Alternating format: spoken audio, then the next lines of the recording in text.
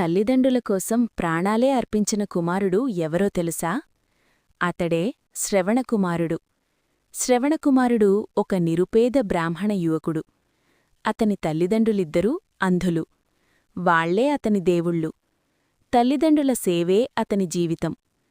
తన తల్లిదండ్రుల తీర్థయాత్ర కోరికను తీర్చేందుకు శ్రవణుడు వాళ్లను 2 బుట్టల్లో కూర్చోబెట్టి భుజాలపై మోస్తూ అడవులు, నదులు దాటి తీసుకెళ్తాడు.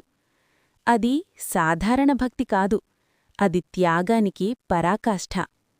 ఒకరోజు నది దగ్గర నీళ్లు తీయడానికి వెళ్లిన శ్రవణుణ్ణి వేటలో ఉన్న దశరథుడు జంతువుగా భావించి బాణం వేస్తాడు. ఆ బాణం శ్రవణుణ్ణి తాకుతుంది. చావుముందు శ్రవణుడు చెప్పిన చివరి మాటలు, "నా తల్లిదండ్రుల్ని చూసుకోండి." ఆ మాటలు విని విషాదంతో కరిగిపోయిన అతని తల్లిదండ్రులు దశరథుణ్ణి శపిస్తారు. "నీ కుమారుని వియోగంతో నీవూ మరణిస్తావు." కాలం గడిచింది.